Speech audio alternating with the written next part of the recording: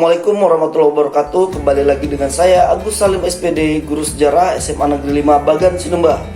Ya, kali ini kita akan membahas mengenai tokoh-tokoh pada seputaran proklamasi. Ini merupakan materi sejarah Indonesia untuk kelas 11. Ada beberapa tokoh yang berperan aktif dalam proklamasi kemerdekaan Indonesia.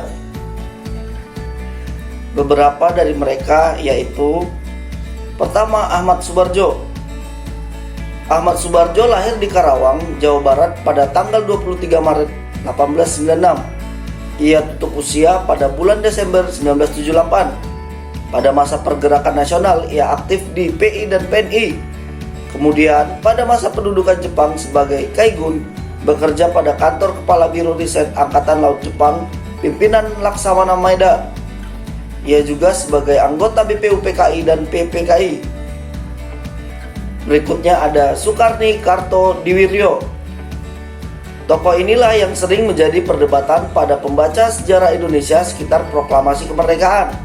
Banyak yang mengira tokoh ini perempuan, karena Soekarni lebih banyak digunakan untuk nama perempuan. Soekarni Kartodiwiryo adalah seorang pemuda gagah berani.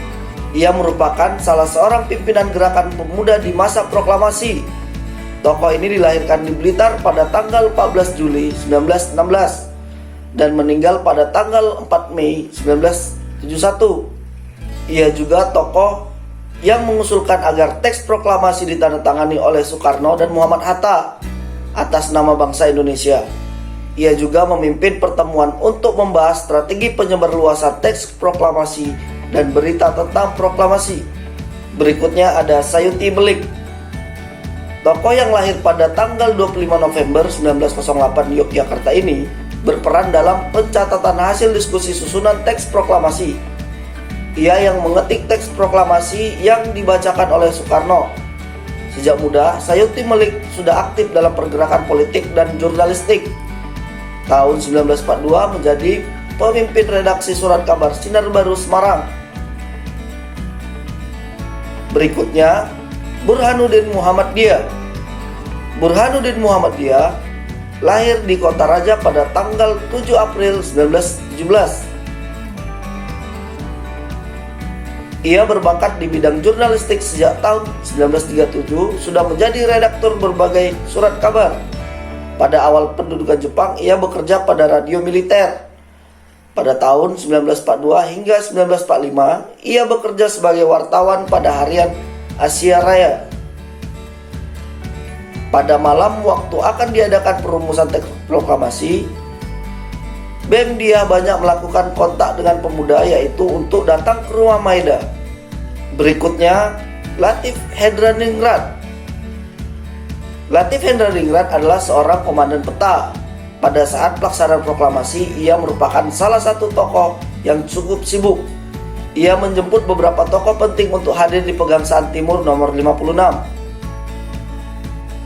Pada saat pelaksanaan proklamasi, setelah menyiapkan barisan, ia mempersilahkan Soekarno membacakan teks proklamasi. Kemudian, Latif Hendraningrat dengan dibantu Suhud mengibarkan sangsaka merah putih, dan yang membantu membawakan bendera merah putih adalah SK Trimurti. Berikutnya, S. Suhud. S. Suhud adalah pemuda yang tugasi mencari tiang bendera dan mengusahakan bendera merah putih yang akan dikibarkan.